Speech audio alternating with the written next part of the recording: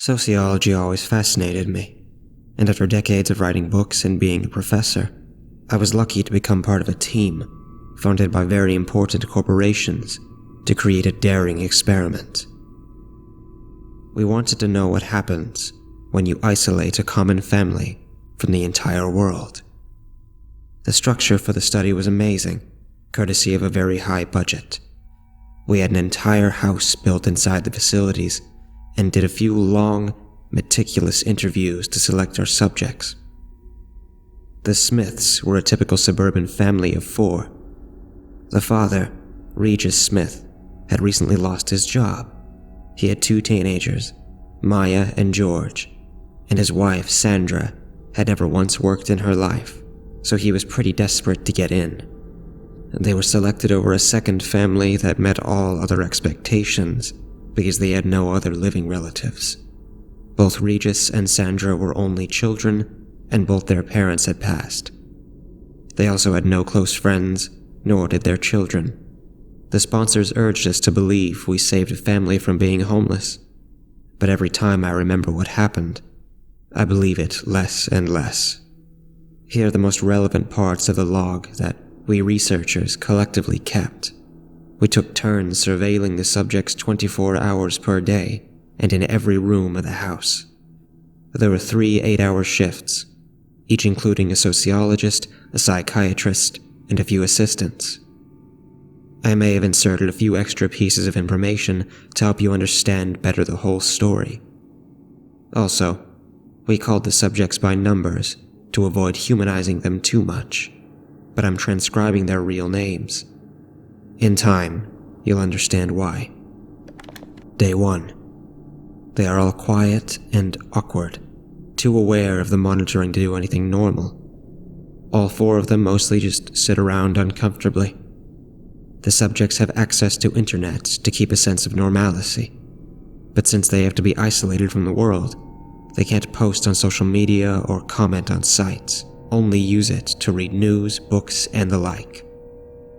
Their internet use is being remotely monitored by techs related to our team, and can be terminated forever at any time if they break the rules. Day 2. Maya woke up screaming from a nightmare.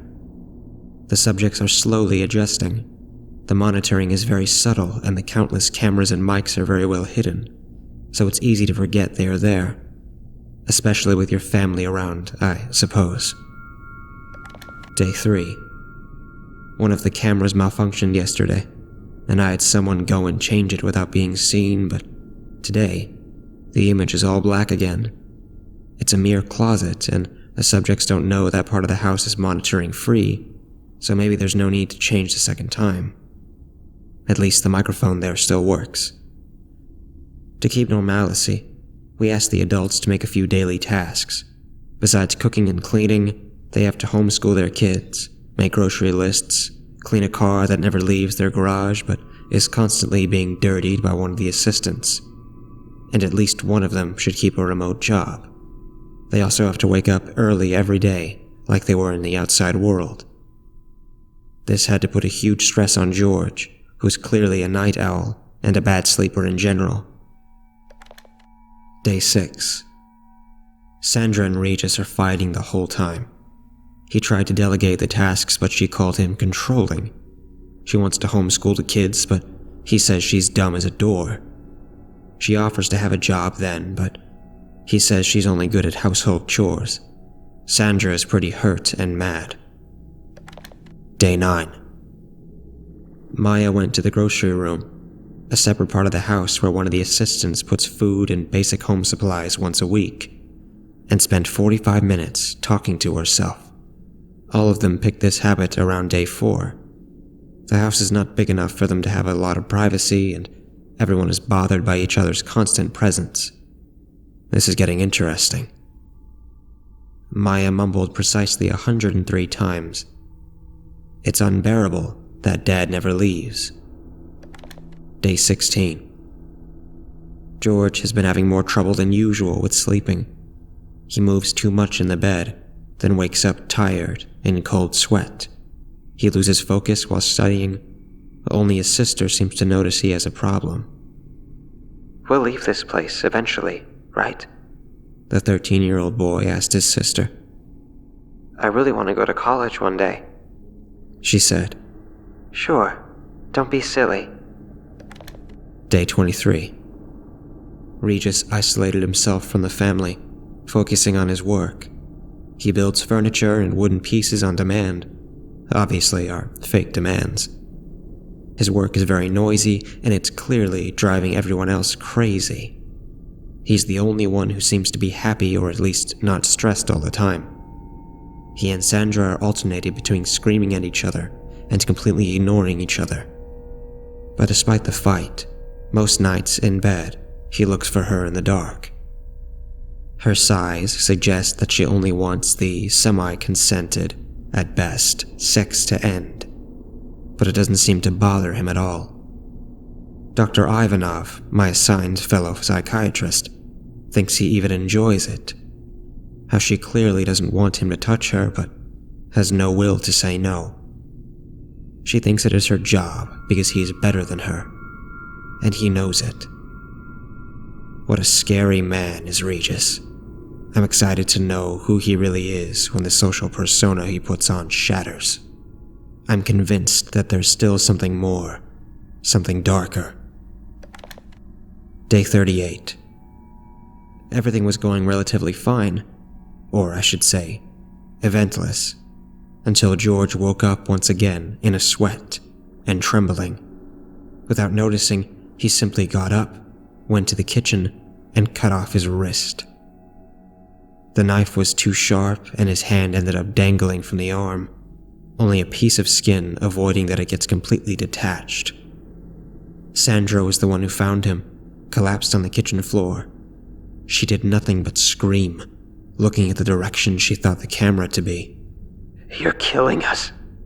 You're psychos.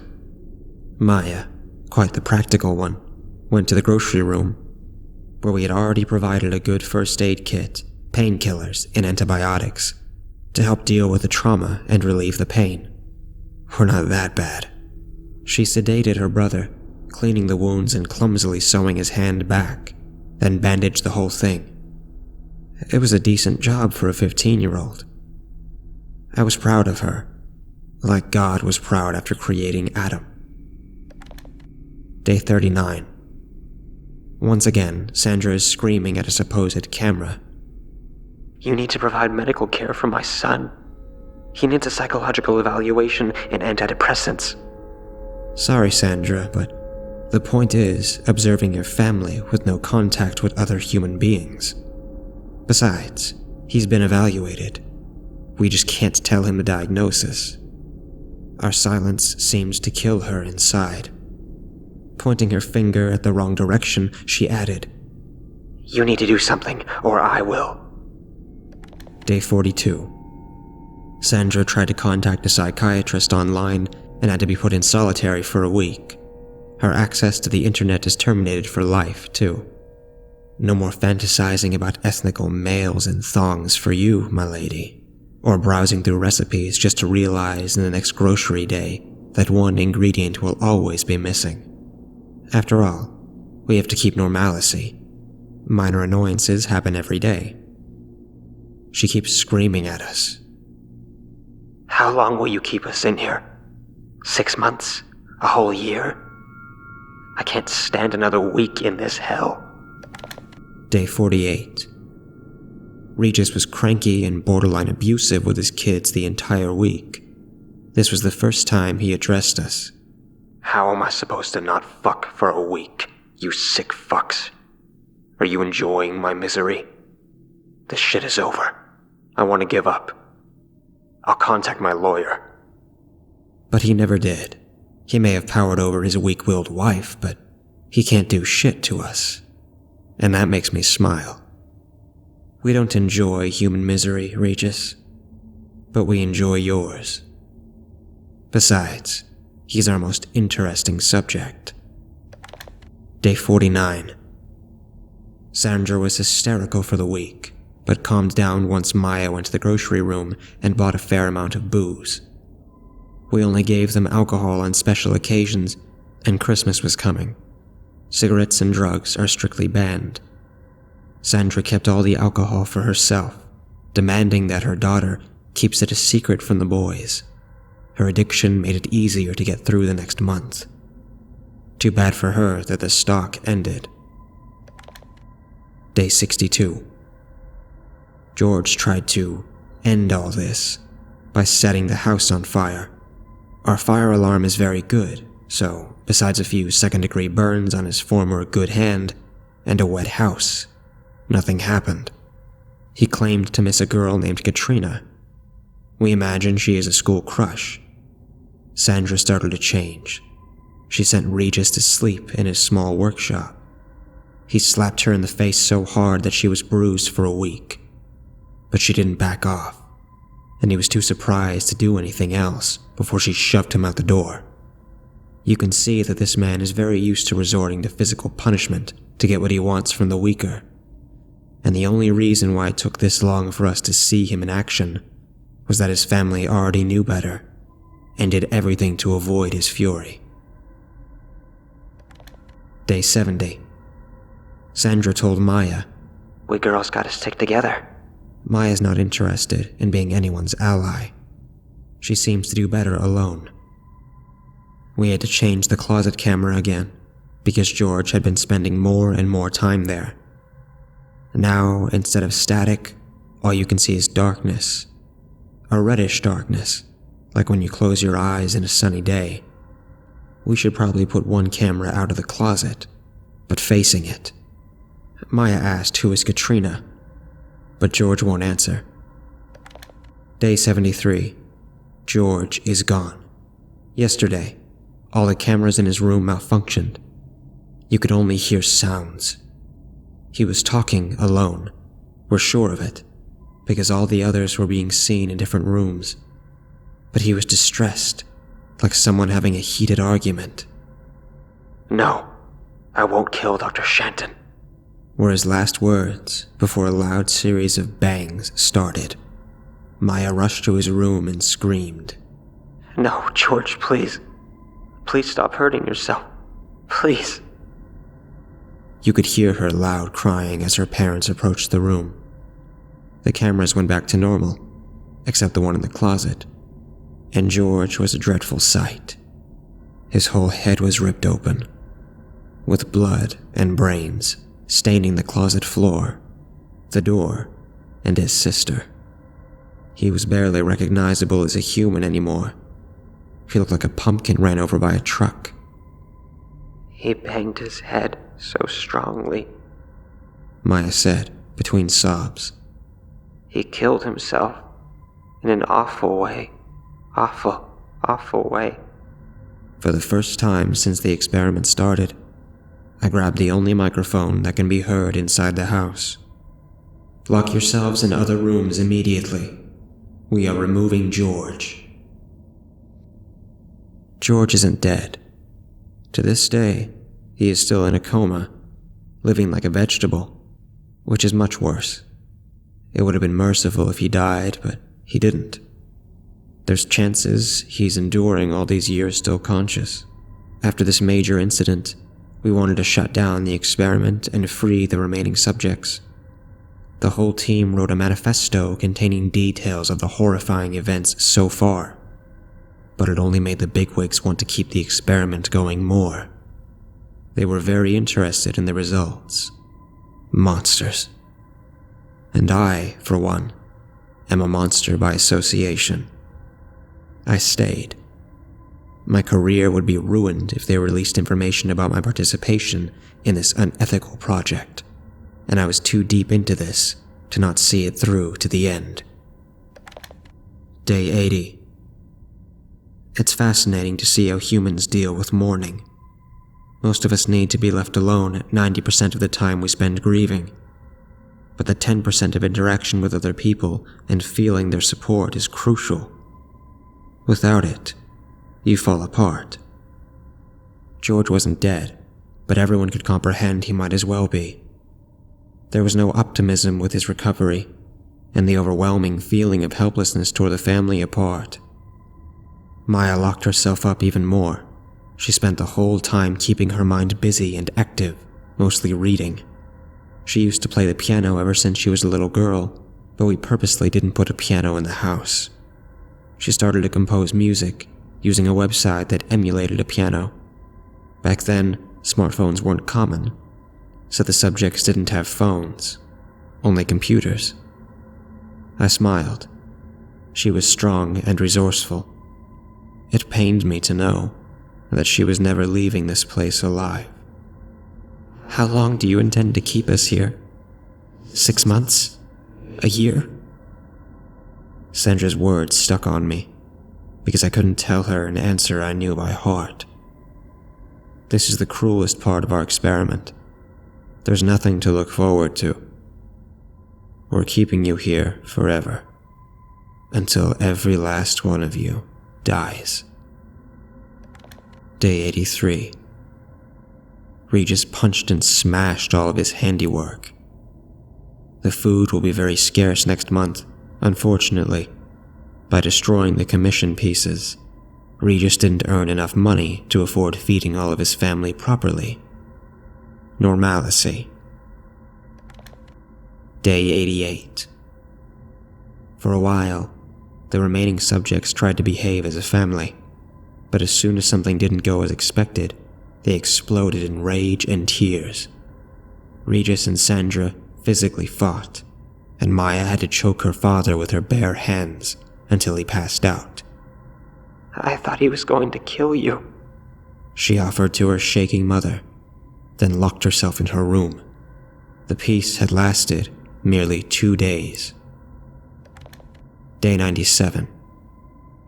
Just like George, Sandra has been talking to someone that's not there, and they're fighting. She doesn't eat anymore. Regis and Maya fought over what little food they could get that week. None of them seemed concerned with Sandra. She's too weak for this. She's better gone. Maya repeated this 103 times. Day 104. Sandra lost a lot of weight and isn't sleeping. She just walks in circles around the room, calling for George and arguing with an invisible being. Her broken mind seemed to have regressed to her son's childhood. She keeps baby talking with him. She giggles and coos too. It's a little sad. Maya took upon herself cleaning George's room. She had removed the extra gore earlier, but only now really took the time to go through his things. Maybe understand why he took his life in such a brutal way. She found a whole notebook filled with the words, "Don't go in the closet." The writing gets more and more desperate until you can barely decipher his words. She didn't go in the closet. Day 106. Sandra used the last of her strength to gouge out her eyes with 2 spoons. Maya tried to help her, but she didn't let her. The woman begged to be left to die, and neither her husband nor daughter dared to stop her. They clearly weren't against it. I have to praise Sandra for her creativity. After George's first suicide attempt, we removed all the knives and potentially piercing objects from the house. It made everyday life a nightmare, because they weren't allowed to own a single pair of scissors, and could only eat using spoons or their hands. Speaking of eating, still not enough food. Maya is rationing hers wisely. Regis is a mess. I'll be joining Katrina now. She was George's twin sister. You don't remember her because you were a baby too, but she died on her first days. Your father accidentally let her fall from the bed. Those were Sandra's last words for Maya. Day 111. Maya keeps telling herself, "Don't go into the closet," and shivering. She wrote it too, but not as many times as her brother, and nowhere near as desperate. Under the last time, she added, "There's a presence there, something brown and evil. The cameras pointed to the closet malfunction constantly, with no apparent reason. They get normal whenever you put them somewhere else. Day 116. We didn't remove Sandra's body the same way we did to George. Then today we symbolically put a cross in the garden. I'll briefly explain that the house is completely inside a building, but they have a small winter garden with tall plexiglass to let the sun in. Maya found it eerie to have a graveyard in her own house, but she still keeps busy. She's composed enough to learn things and is teaching herself Japanese. Regis keeps calling for Sandra. During the night, he goes to their old bedroom door and knocks desperately until he falls asleep on the floor. The thing is, the door is unlocked and open. Day 223. Regis has lost touch with reality. Now he knocks on Maya's door and thinks it's Sandra whenever he sees his daughter. She's been locking him in during the whole day as he keeps screaming and crafting the wood pieces to make money and feed himself. She's been feeding her father with the bare minimum to survive. Dr. Ivanov thinks she doesn't want him to survive, but still can't find the courage to let him die. Having to take care of someone gives her purpose, and, while annoying and demanding, it's better than being alone. Day 225. It's Maya's 16th birthday. We sent in a beautiful cake. She bitterly laughed and accused us of having a twisted sense of humor. She gave Regis a small piece and he went hysterical, refusing to eat. He thinks Maya is dead and Sandra is delusional. Day 234. Maya was doing well until today. Regis is malnourished and his sclera is all bloody red, protruding veins. I think he went blind, but he still somehow had the strength to free himself from 3 locks and find Maya. She was at George's room, trying to analyze his computer to get some answers about his death. We still don't know how.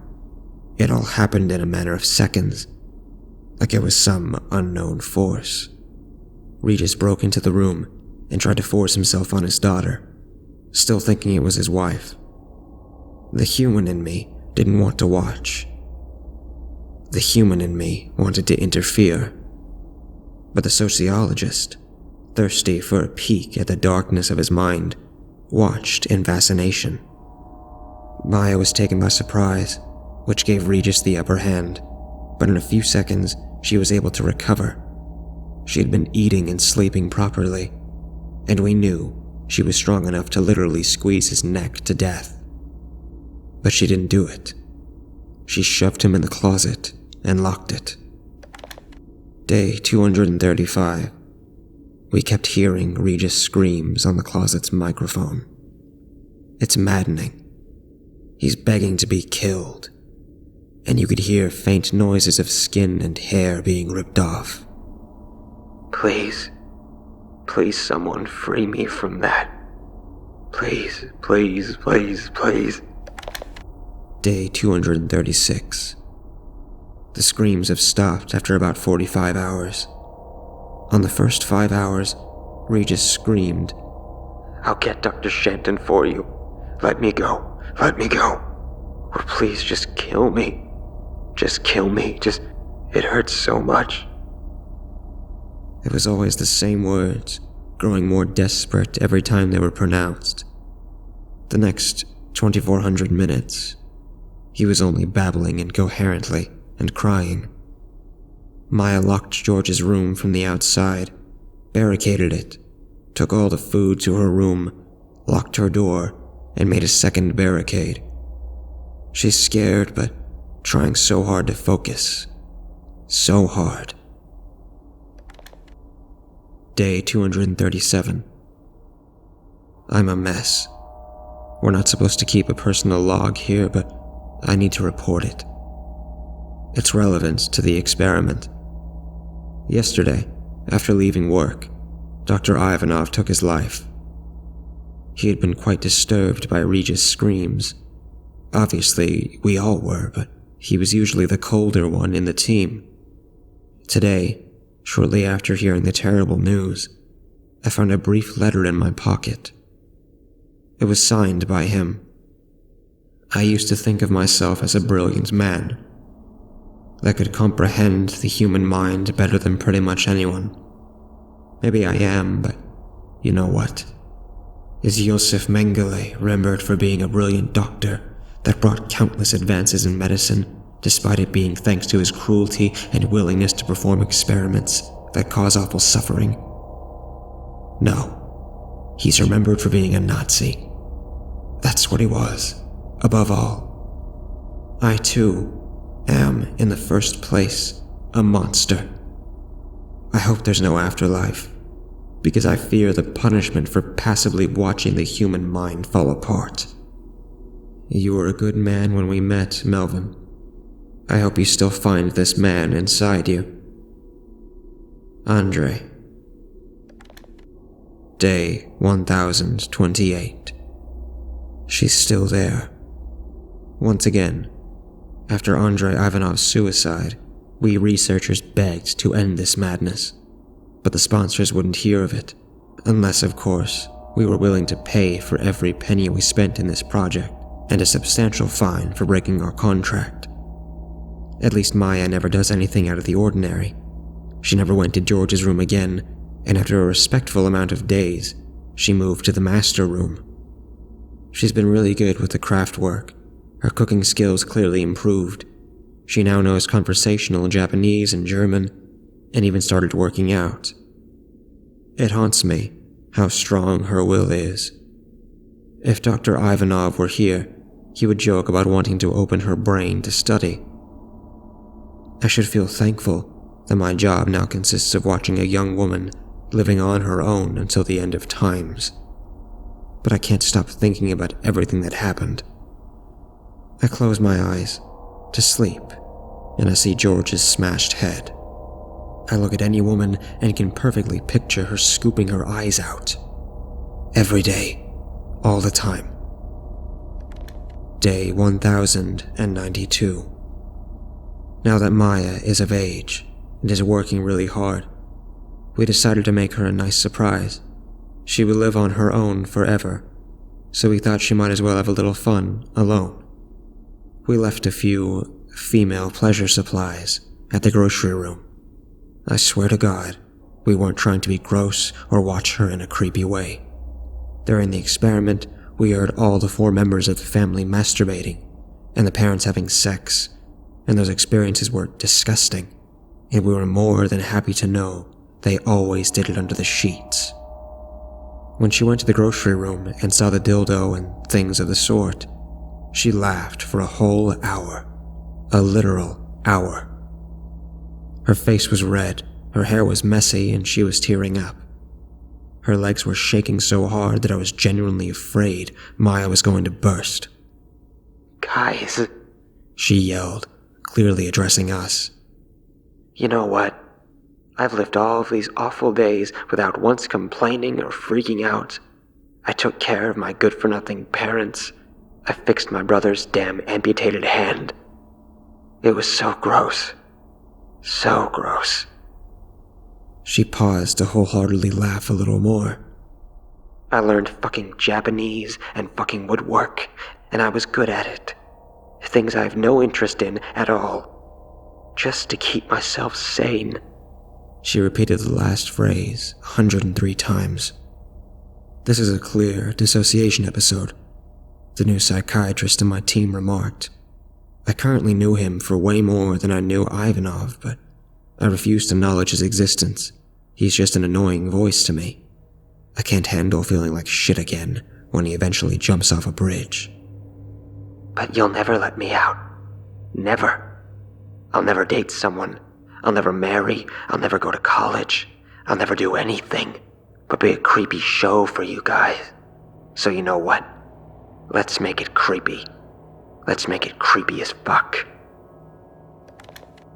Day 1093. We broke her.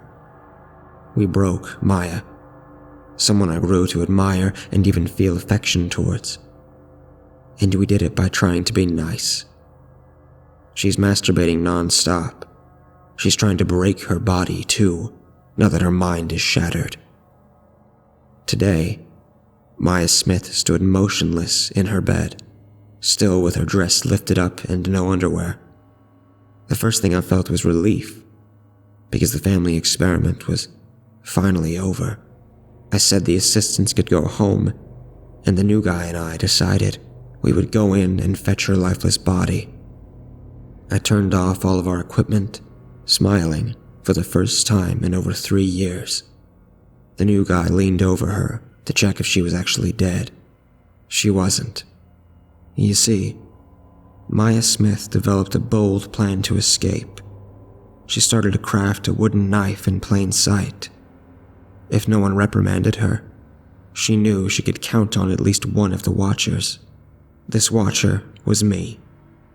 I've been watching her alone, since our new guy sucks and barely does his job, and the assistants are only required when I need to take notes or keep track of multiple screens at the same time. Maya was counting on the fact that the researchers had to be as bored as her by now, and they were probably being pressured into keeping the study going. As soon as he leaned over her body, Maya quickly stabbed the new guy in the belly as he approached her body. He coughed a lot of blood. I ran in his direction to help him and let the subject get away. Oops. The cameras were off, and no one else from the project was in the building. The security guards didn't know her. She was free and sane after putting on a very convincing show. This was the first time I was able to properly breathe since the family experiment started. There are many reasons why I'm writing this suicide letter. First of all, I wanted to let someone know about this vicious experiment. In second place, I know they will get me for letting her get away. They can't prove I did it on purpose, but they'll know. They'll all know. I decided to help Maya after I made up my mind about the suicide. My sons are both adults and forgetful of their old father these days. My wife died a few years prior to the project. I'm fine, and knowing I'll barely be missing. She, on the other hand, is so young and determined to keep living. How could I deny her that, and just let my own death go to waste? The third reason is, as you know, I'm Dr. Shenton, the one the brown evil presence in the closet has been claiming. I love you, son. Please don't blame yourself for not giving this old man more attention. I knew you thought I was doing better than ever, and nothing you could do would avoid my death. I wrote a whole different letter for your brother, David, because I think he's better off not knowing. For your own safety, please keep everything a secret. I'm sorry to burden you with the truth about the last year of my life. I just have one more favor to ask you. If a woman named Maya Smith ever looks for you, please help her with whatever she needs. You'll be helping your old father. Love, Melvin Shenton, aka Dad. November 20th, 2013. This week, my older brother Saul was diagnosed with terminal cancer. He asked to talk privately to me and decided to tell me his last secret. He got a very different suicide letter from our father back in 2013, entirely transcribed above. I'm David, and I've been married to a woman I love with all my heart since 2015. Her maiden name is Maya Smith. So tell me more about your family. Dr. Shenton crossed his legs and smiled politely. We are very happy and normal. Dad lied, because he really wanted to be chosen for this stupid study. My kids are the best, never given me any trouble. He made us wear our good clothes. George even had a ridiculous boy suit on, with shorts instead of pants. I remember walking through the beautiful and long white marble corridors that led to the interview room, and how Dad had threatened us to have awful things happen at home if we didn't behave properly. That if we still have a home, Mom muttered in an unpleasant tone, her mouth in a fine line. Your dad can't find another job. I always knew that her family was very far from happy and normal, but lately, memories from my childhood, there's no way I'll ever remember Katrina. But I remember finding a note among my mother's belongings when I discovered it was a girl, and hence absolutely had to use my mother's makeup. At the time, I thought nothing of it. It was a scrambled old paper in my dad's unmistakable, ugly calligraphy. "I'm sorry, Sandra, but that baby had something evil." As far as I can remember, George always had a scary imaginary friend.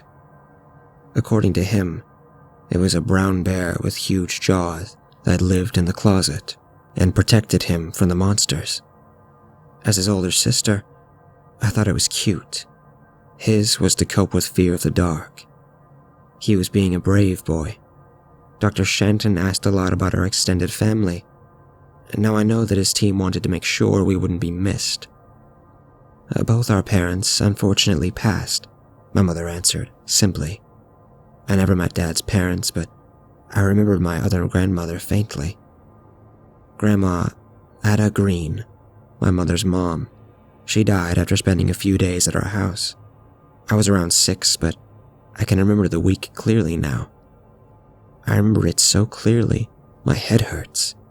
I can almost smell the bitter coffee Mom made her when she was at our house. Our parents put George's bed in my room because we didn't have a spare bedroom for guests. Grandma Ada stayed at the young boy's bedroom, all painted. It was the only room in the house that had a walk-in closet. She died after falling from the stairs and snapping her neck. I never saw her body or knew how she really passed until I read the necropsy reports years later. I was always a curious brat. Grandma was already too old and frail, so her death was considered accidental. Since my mother, her only daughter, inherited nothing but debt, there was no reason to suspect foul play. "Does her family have some kind of secret, Regis?" Dr. Shanton asked jovially. "Once you're there being monitored, we'll find out anyway, so you'd better tell me now." I really liked Dr. Shanton, for the moment I saw him. I met all the other scientists and they were cold and almost rude. When I came up with my plan to escape, I prayed that it was Dr. Shanton on watch. "No, sir, no secrets," Dad responded abruptly. My mother frowned so hard she looked 90 years old. "We had a child that didn't make it," she added, "but it was a long time ago, and those things happen, right, Doctor?" "Of course, ma'am. I'm sorry for your loss." Dr. Shanton was proper in his response, but now I can tell he was eager to know more about Katrina. He had that look. David looked at me the same way when his brother revealed the suicide letter. No incidents of that sort happening for years after Grandma's death, but Dr. Shanton had too much interest in my dead sister. I think that's what brought her back. And yes, it's irrational, but I think the thing in the closet is partially George's imaginary bear friend, and partially Katrina. It was our 5th family member, and it followed us to our new house inside the facility. My dad wasn't a good man, but I'm inclined to believe that he killed his baby daughter on purpose, because he saw her as a twisted and demonic child. Sure, maybe he was mentally ill, but maybe not. I know that will sound ridiculous to you, but I never told anyone about the whispering I heard coming from George's bathroom when we moved to the facility at the start of the experiment. On day 2, I woke up screaming. I told myself I was having a nightmare, but I knew I wasn't. I could hear it clearly. It was a voice like none I'd ever heard, a grave voice mixed to a child's voice, like a lot of different voices were one and the same. "I hate Dad. Why would he kill me? I wanted to protect George, but now I hate him. If only one of us could live, it should be me." Besides, when the assistants tried to remove Dad's body, they found the closet completely empty. After the escape, I wanted to live a normal life as soon as possible. I got myself a retail job which didn't require background checks, and worked my ass off on double shifts to finally earn real money and buy myself basic stuff. I visited a childhood friend that luckily still lived in the same address. Everybody at school and people that knew us thought we had simply moved to another state. But when I told her I had a few problems, she insisted I stayed with her until I found a place for myself. My friends were very discreet and never asked me about what happened. Soon I was able to pay for my own rent and moved to an apartment shared with a few other girls. I reported my legal documents as stolen and, after proving that I was in fact Maya Smith, finally could get my identity back. I saw no point in trying to change my name. It would only raise suspicion about me. I opted for altering my hair and a few aspects of my face and simply led a quiet life. I was able to locate George and finally allow the hospital to put him out of his misery. I was really sad when I learned of Dr. Shenton's suicide, but I thought that maybe now, with 2 casualties in the team and all the other subjects dead, they would leave me alone as long as I didn't spill the beans. I was right. I had learned a lot of useful skills during my time in the facility, which gave me the confidence to apply for a better qualified job. A mere few months after my escape, I got a really nice job as a bilingual front desk clerk at a local hotel. I'm still in this job, but I've been promoted. That's how I met David. He was organizing a bachelor party for a friend, and I was to help him because he had a German friend coming. David was insanely attractive, and had kind eyes. Eager to finally live my life, I had been dating here and there, but nothing serious. He was the first and only person I fell in love with. When I saw David's reservation at the hotel restaurant, my heart skipped a beat.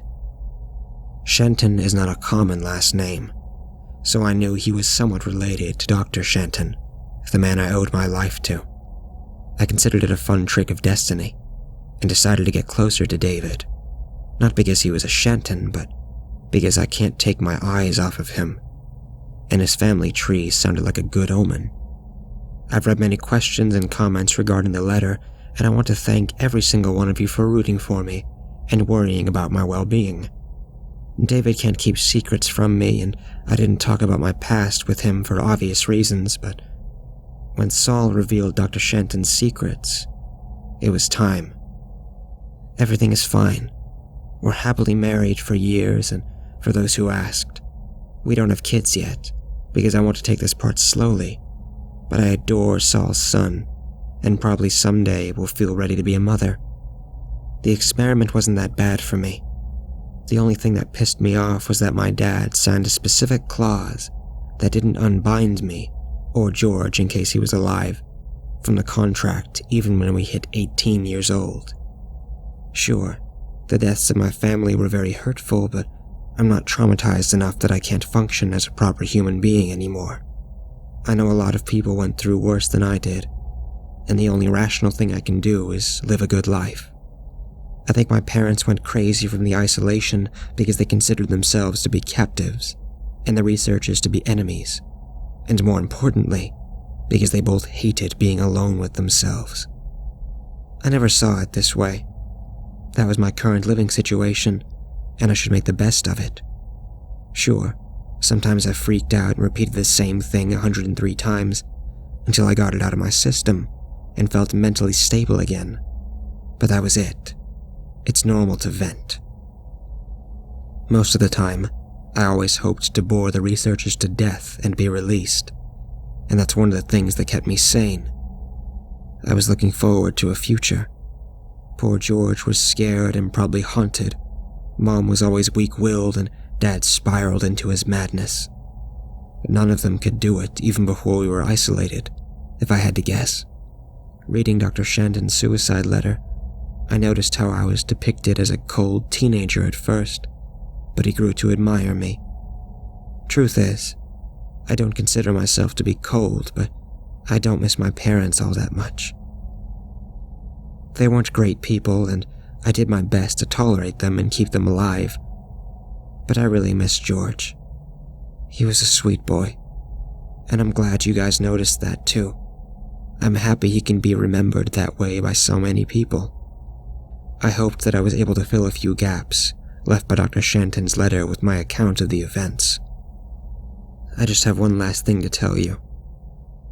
There's something I try not to think about, and something I never told my husband. Sometimes I hear scratching at our closet door, and I swear I can hear Dr. Shanton's voice, his screaming and begging.